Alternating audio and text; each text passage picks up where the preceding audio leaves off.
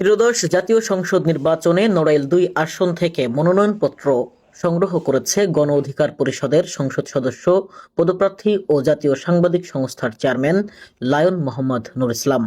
আজ ২৩ ডিসেম্বর মঙ্গলবার বিকাল ৩টায় তার পক্ষে নড়াইলের সহকারী রিটার্নিং কর্মকর্তার থেকে মনোনয়ন ফর্ম গ্রহণ করেন নড়াইল জেলা যুব অধিকার পরিষদের সাধারণ সম্পাদক মোহাম্মদ তাহাজ্জুদ খান। এ সময় উপস্থিত ছিলেন নড়াইল জেলা গণ অধিকার পরিষদের সাংগঠনিক সম্পাদক মোহাম্মদ টিপু শেখ, নড়াইল জেলা যুব অধিকার পরিষদের আইন বিষয়ক সম্পাদক তৌহিদুর রহমান, নড়াইল জেলা ছাত্র অধিকার পরিষদের সভাপতি আনিসুজ্জামান সোহাগ, নড়াইল জেলা গণ অধিকার পরিষদের যুগ্ম মহাসচিব রহিমা খানম সুমি, লোহাগড়া যুব অধিকার পরিষদের সভাপতি সৌরভ হোসেন মোল্লা সহ অন্য নেতৃবৃন্দ। এদিন মনোনয়নপত্র সংগ্রহের পর নড়াইল জেলা গণ অধিকার পরিষদের সাংগঠনিক সম্পাদক মোহাম্মদ টিপু শেখ গণমাধ্যমকে বলেন, আজকে মনোনয়নপত্র সংগ্রহ করেছি। এর আগে প্রতিদিন এলাকায় গণসংযোগে ব্যাপক সাড়া পেয়েছি।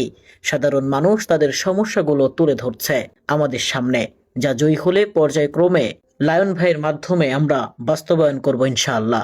আমি আশা করি নড়াইল জেলা ২ আসনে এবার সাধারণ মানুষ ইরাক মার্কায় ভোট দিয়ে জয়যুক্ত করে আমাদের সাধারণ মানুষের পাশে সেবা করার সুযোগ করে দেবে। এটি আমি আমার নড়াইল জেলার ২ আসনের সব ভোটারের কাছে আশাবাদী। আমরা গণ অধিকার পরিষদের পক্ষ থেকে নড়াইল ২-এ মনোনয়নপত্র সংগ্রহ করার জন্য এসেছি।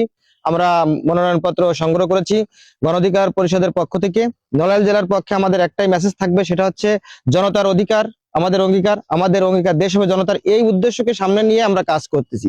এজন্য আমরা জননেতা জনাব লায়ন নুর ইসলামের পক্ষে মনোনয়ন সংগ্রহ করেছি। মনোনয়ন সংগ্রহ করতে আমাদের সাথে আসছে নড়াইল জেলার গণ অধিকার পরিষদের বিভিন্ন অঙ্গ সংগঠনের নেতাকর্মীরা, এবং আমরা যেদিন মনোনয়নপত্র জমা দিব সেদিন আমাদের সকল অঙ্গ সংগঠনের নেতাকর্মীরা এখানে উপস্থিত থাকবে।